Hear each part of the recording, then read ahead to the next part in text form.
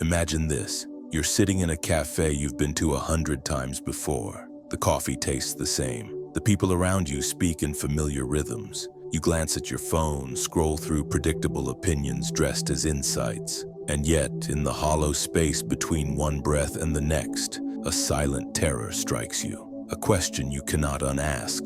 Whose life am I living? You watch yourself reach for the cup. You speak, you smile. But it feels like watching an actor play your role with eerie perfection. Something behind your eyes begins to stir like a stranger who has been asleep for too long. Who made these choices? Who put on this costume of a self and when? You tell yourself it's normal. Everyone feels like this sometimes, but the feeling doesn't pass, it sharpens. You begin to see it everywhere. In the way people chase goals they didn't choose, love people they don't truly know, and build identities like scaffolding to hold up nothing at all. The world is full of mirrors, but none show you who you really are. What if your entire life is an echo chamber built by other people's expectations? Your job, your beliefs, your aesthetic, even your deepest fears. What if none of it began with you? What if the you think you are is a patchwork of inherited fragments, a persona worn so long you've forgotten what lies beneath?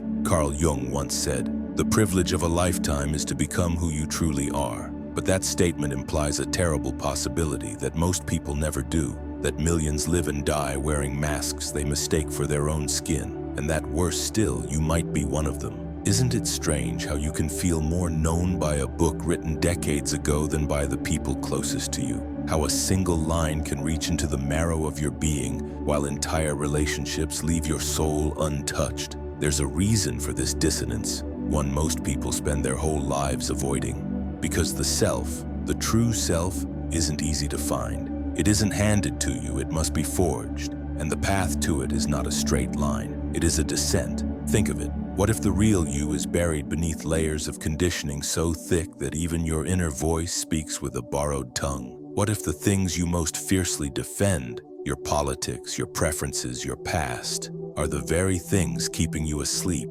You were born into a world that handed you a script. Before you knew your own name, society was already whispering roles in your ear. Be good, be smart, be successful, be liked. Each rule etched a little deeper into your unconscious until the voice of the crowd became indistinguishable from your own. And now, perhaps without realizing it, you've been cast in a performance called your life. The only problem is, you didn't write the play. Have you ever stood in front of a mirror and wondered, who is looking back at me? Not what you do, not who you appear to be, but who you actually are when no one is watching. That moment, brief and unsettling, is the doorway to everything. Because here's the paradox. To truly find yourself, you must first admit that you are lost. But few ever make it that far. Most choose the comfort of illusion. They polish the mask.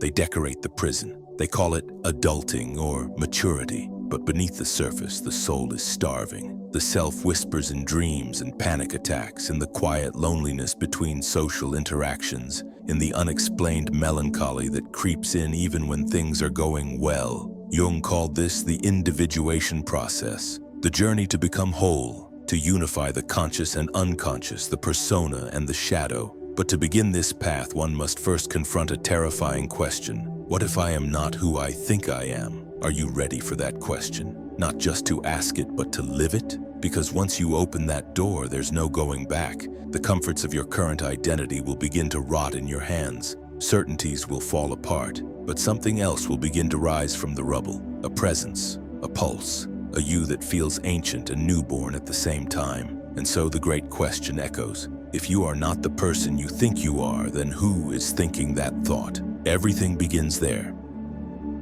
The hidden problem and its philosophical roots. You see, the problem is not that we are asleep. The problem is that we were taught to sleep and rewarded for staying that way. From the moment you entered the world, you were immersed in a system that values appearance over essence, performance over presence. You were not asked who you are. You were told what to be, and each answer was whispered in the language of control, conform, succeed, obey. Carl Jung called this the birth of the persona, the mask we create to function in society. It begins as a survival mechanism. You learn what pleases others, what earns love, what avoids punishment. And slowly, like a spider wrapping its prey, this mask tightens around your true self. You forget you're even wearing it. But here's the tragedy. The persona isn't who you are. It's who the world allowed you to be. You laugh when it's safe. You cry in private. You express only the emotions that won't make others uncomfortable. You silence the parts of you that seem too wild, too broken, too real. And each time you do, you push a piece of yourself into the dark. This is where the shadow is born. According to Jung, the shadow contains all the traits we reject: desires, fears, memories, instincts. Not because they are evil, but because they are unacceptable. Not to our souls, but to our cultures, our parents, our peers. So we exile them. We pretend they are not ours. And in doing so, we become strangers to ourselves. But the unconscious does not forget. It stores every suppressed truth like a ticking time bomb. The philosopher Friedrich Nietzsche once wrote, "He who fights with monsters should look to it that he himself does not become a monster." And when you gaze long into an abyss, the abyss also gazes into you. The longer you avoid your shadow, the more it festers, distorting your life in subtle, terrifying ways. In addictions, in projection, in envy, in self-sabotage. All the ways you destroy yourself while pretending everything is fine. And what's worse, society rewards your dysfunction. It applauds the overachiever who never rests, never questions, never feels. It idealizes the influencer who curates perfection but collapses off camera. It elects leaders who are shadows incarnate, driven not by vision but by ego and repression. In this world, the more divorced you are from your inner life, the more successful you appear. Arthur Schopenhauer observed that most human suffering stems from a simple truth: we mistake the will for happiness. We chase desires not because they fulfill us, but because we are terrified of stillness, of silence, of sitting long enough to hear our own forgotten voice. But the system was designed this way. Aldous Huxley warned of a future where people would be seduced into loving their servitude, where truth would be drowned in a sea of irrelevance, where the self would be distracted to death. That future is not tomorrow, it is now. You live in an age of curated identity where you can sculpt a digital self so polished, so admired that the real you becomes obsolete. But no mask can outlast the soul. Eventually a crack forms. Maybe it's a failed relationship, a sudden illness, or the slow erosion of meaning. You wake up one morning and realize you have everything you thought you wanted, and yet nothing feels real. That emptiness is not depression. It is a signal, a sacred discontent. Jean-Paul Sartre spoke of bad faith, the act of deceiving oneself to escape freedom. We wear the mask not just to please others, but to protect ourselves from the terrifying truth that we are free to choose. And with that freedom comes responsibility to change, to shed, to become. But shedding the false self is no small feat. It is not a spiritual weekend or a motivational speech. It is an existential crucifixion. The persona does not go quietly. It clings, it screams, it tells you that without it you are nothing. And for a time, you believe it. Because the journey back to yourself is lonely. The world offers no map for it, no degree, no promotion, no applause. In fact, it will punish you for trying. Friends may drift, families may panic, systems may resist, because if you change, you become a mirror, and not everyone wants to see their own reflection. Viktor Frankl, who endured the horrors of Auschwitz, once wrote, "When we are no longer able to change a situation, we are challenged to change ourselves." But how can you change what you do not know? How can you heal what you refuse to feel? This is the hidden problem. You have been conditioned not just to forget yourself, but to fear the rediscovery. And yet buried beneath all the noise and numbing is a pulse that never stopped beating, a flicker of authenticity, a seed of something eternal. It waits, not with anger, but with patience, not with judgment, but with longing, for the day you stop running and turn inward. But beware, once you see it, you cannot unsee. Once you feel it, nothing less will satisfy. And so the tension builds. You feel it in the hollow victories, the unexplainable grief, the restless nights. It is the quiet truth knocking louder and louder, asking you, will you continue to play the role? Or will you dare to become the author? Because if you won't awaken, your shadow will, and its consequences are closer than you think. The unseen consequences. You walk through life unaware that a silent puppeteer is tugging at your strings, not some sinister overlord, but something far more intimate, the forgotten you. the version buried in your unconscious, denied and suppressed for so long that it no longer knocks gently. It seeps instead into your habits, your choices, your reactions. It appears in every moment where you say yes but mean no, where you smile while something inside you fractures, where your body tenses for reasons your mind can't explain. These are the symptoms of a life unlived. You might call it stress or burnout or an existential crisis, but these are just masks for a deeper ailment, soul dislocation, a chronic disconnection between who you are and who you pretend to be. And the longer you stay misaligned, the more your inner world begins to collapse under the weight of its own deceit. Cognitive science offers a chilling confirmation of what Jung intuited long ago. The human brain is not built for truth. It is built for survival. And in a world where belonging is currency, we learn early to sacrifice authenticity for acceptance. This begins in childhood, when praise becomes conditional, when tears earn disapproval, when imagination is scolded rather than nurtured. So we adapt, we fragment, and the most dangerous part, we forget that we ever did. Modern psychology calls this adaptive suppression, but its effects are anything but adaptive in the long run. Suppressed emotion does not vanish, it mutates into anxiety that clutches your chest in meetings, into rage that erupts in traffic, into depression that smothers your mornings in gray. And culture compounds this pathology. We live in a society obsessed with image, where curated joy is currency, where authenticity is filtered through algorithms. The rise of social media has not merely digitized our social lives, it has colonized our identities. You are not just performing for friends, you are performing for the invisible masses, for metrics, for mirrors that reflect back a hollow applause. But here's what no one tells you. The more you perform, the more you vanish. Neuroscience confirms that repeated behaviors rewire the brain. When you consistently act from the persona, when you deny your truth in favor of the performative self, you begin to forget the way back.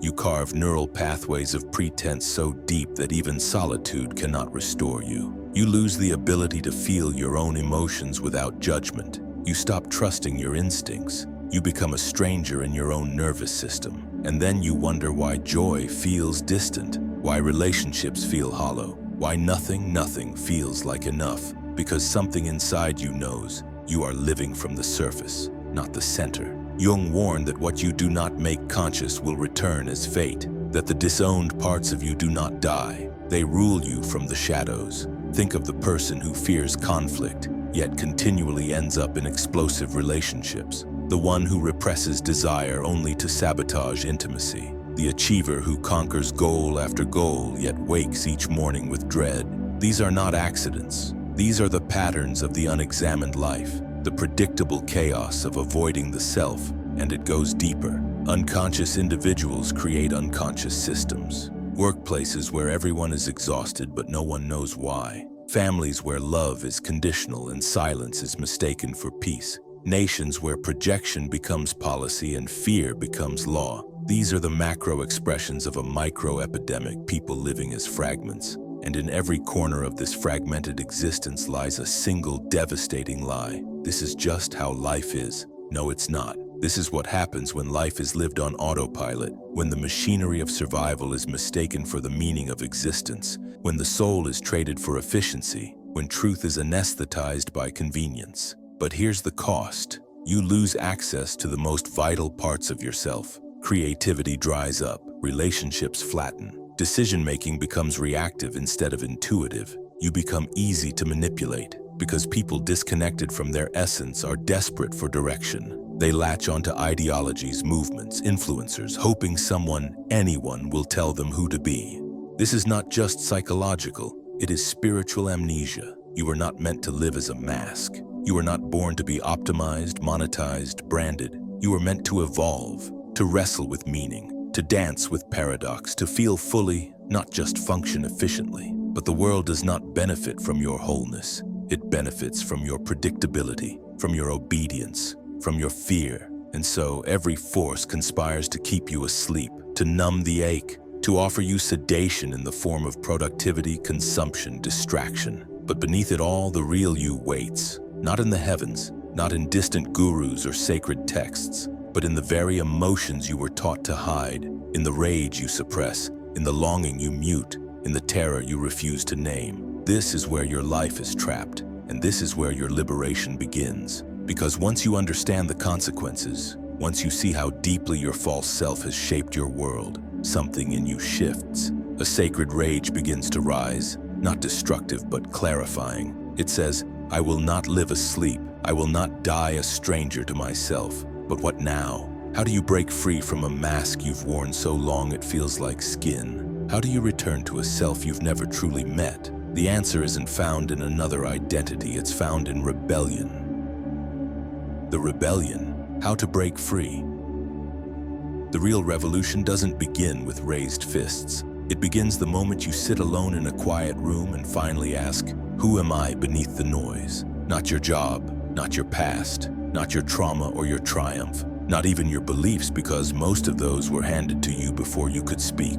Who are you without the mask? The rebellion begins in that silence. And make no mistake, it is a rebellion, because everything in this world conspires to keep you from that question, not through violence, but through distraction, through 1,000 small obligations that chip away at your attention, through the relentless demand to be someone before you've even discovered yourself. But there is another way, a way that starts not with addition but subtraction. You must unlearn before you can become. Nietzsche wrote, one must still have chaos in oneself to be able to give birth to a dancing star. And that's what this is, the sacred chaos of unbecoming, of peeling back the layers of your conditioning, your roles, your borrowed dreams. It's not a clean process, it's not linear, it's more like grief. Grieving the self you were told to be. You'll feel exposed, raw, unmoored, because as you strip away the illusions, you'll find that the ground beneath you was never solid to begin with. The titles, the validations, the story you told yourself to survive,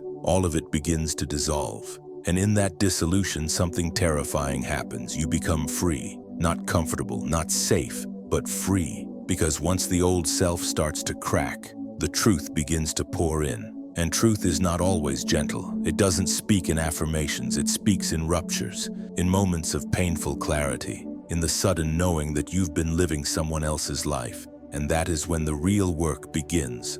You will need to descend into the body, into the breath, into the forgotten corridors of your own psyche. You will need to confront the parts you've buried, the anger you judged, the grief you feared, the desires you disowned. These are not obstacles, they are portals. The poet Rumi said, the wound is the place where the light enters you, but the light can only enter if you stop running, if you stand still long enough to feel the fire and let it burn clean through your pretense. And in this fire, you'll discover a strange alchemy. You'll begin to reclaim what you once rejected. The rage that was once shameful becomes clarity. The grief becomes tenderness. The fear becomes compass. You realize you were never broken. You were split, fragmented by a world that asked you to be less than whole. But now you rebel. You stop apologizing for your sensitivity. You stop diluting your truth to fit someone else's narrative. You stop asking for permission to exist. Instead, you begin to author your own mythology. Like the mystics and visionaries before you, those who walked away from the noise, from the crowd,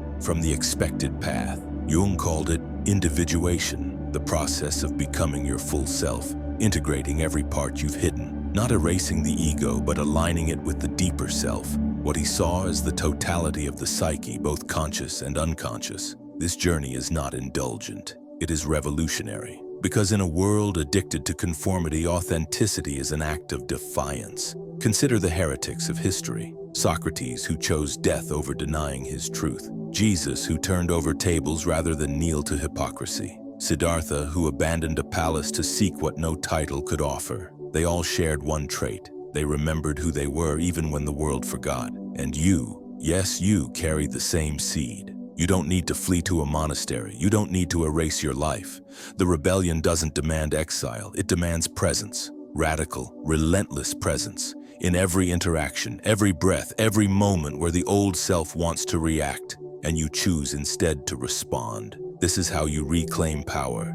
Not by controlling the world, but by no longer being controlled by it. You stop outsourcing your worth to external metrics. You stop chasing applause that leaves you emptier with each round. You stop pretending, not out of arrogance, but out of reverence, for the miracle of being you. And yes, it will cost you. Illusions don't die quietly. People may resist your transformation. They will call it selfish, dramatic, unstable. But what they mean is this: you've changed and it scares me. Let them be afraid. You are not here to soothe their illusions. You are here to set your soul on fire, because once you taste realness, uncensored, unfiltered, raw, you will never again settle for half alive. This is what they never told you. The most dangerous person is not the one who hates the world. It's the one who no longer fears themselves. So rebel. Rebel by listening to your intuition even when logic screams otherwise. Rebel by resting in a world that glorifies burnout. Rebel by speaking your truth in rooms that have only known silence. Rebel by loving yourself so fiercely that your presence becomes permission for others to do the same. And one day, without fanfare, without warning, you'll wake up and feel it.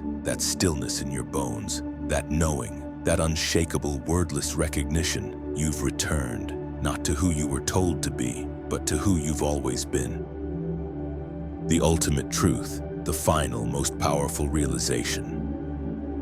You've peeled back the layers, faced the shadows, rebelled against the lies that shaped your existence. And now, in the silence that follows the storm, something stirs. Not the self you once curated, not the mask you wore so well, but the raw, trembling pulse of what has always been waiting. You. But this is not the end, because here, at the edge of everything you've known, a final, devastating truth reveals itself, not as thunder, but as a whisper. A whisper so quiet you almost miss it, but once heard, it cannot be unheard. There is no self to find. There never was. Not in the way you believed. This is the paradox, the cruel mercy at the heart of all becoming. You spend your life searching for something solid to stand on, only to discover that the you you've been chasing is as fluid as breath, as shifting as shadow. You are not a fixed identity. You are not a finished product. You are a process, a river, a verb, and this is liberation, because all your suffering came from mistaking the temporary for the eternal, from clinging to labels as lifeboats, from trying to define what was meant to be experienced. The ego screamed for certainty, for definition, for a story it could control. But the deeper self, what Jung called the totality of the psyche, knows that wholeness is not a singular state. It is a dance between chaos and order, light and shadow, becoming and unbecoming. You are not here to arrive. You are here to unfold, and what unfolds is not a tidy narrative, but a wild, sacred spiral, each turn bringing you closer, not to answers, but to a fuller capacity for wonder, for feeling, for holding contradictions without needing them to resolve. This is the ultimate truth. You are both everything and nothing. You are the mask and the face beneath it, the voice and the silence, the wound and the healing. And the moment you stop resisting that tension, when you stop trying to solve yourself like a problem, something remarkable happens. Peace, not the passive kind sold in meditation apps, but the peace of full presence. The peace that emerges when you no longer need to be anyone other than who you are right now, broken, radiant, unfinished. It is a peace that weeps and laughs in the same breath, a peace that holds death in one hand and birth in the other. Because the ultimate realization is not that you must become more, it's that you were never less. You were never the voice in your head, never the story of your failures, never the judgments, the expectations, the masks. You were always the awareness beneath it all, the witness, the still point, that which observes without grasping, without naming, the canvas on which the chaos is painted. And when you see this, when you feel it, not just intellectually, but in your blood, your breath, your bones, everything changes. You forgive, not just others, but yourself, for all the times you abandoned your truth, for all the masks you wore to survive, for all the days you lived asleep. You forgive because you finally understand. You were never lost. You were learning. You were growing in the only way life allows, through contrast, through heartbreak, through the exquisite ache of remembering your own depth after years spent living at the surface. And so, you begin again, but this time, without the need to know where it leads.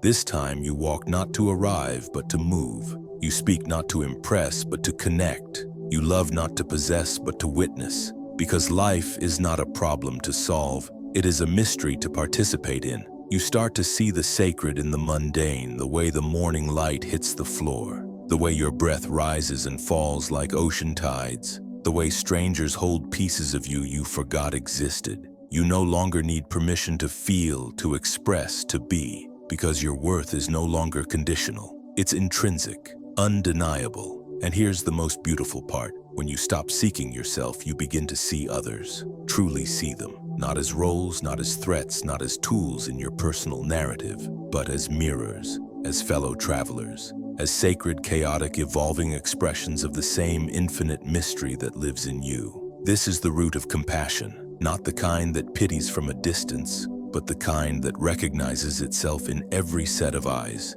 in every trembling hand, in every angry outburst and every quiet cry for love. You understand now that no one is truly good or bad. They are simply asleep or awakening, hiding or revealing, reacting or remembering. And so you soften, not out of weakness but from strength. The strength of someone who no longer needs to protect a false identity. The strength of someone who has burned everything false and stood in the ash smiling. Because you know now, you are the fire, you are the ash. You are the one who burns and the one who rises. This is not the end of your journey. It is the beginning of your participation in it. So wake each day not asking, who am I today, but what part of myself will I allow to speak? Be curious, be contradictory, be vast. You are not here to be understood. You are here to be experienced. And the more deeply you experience yourself, the more fully you participate in this great, unfolding mystery we call life. No final answers, no tidy bows,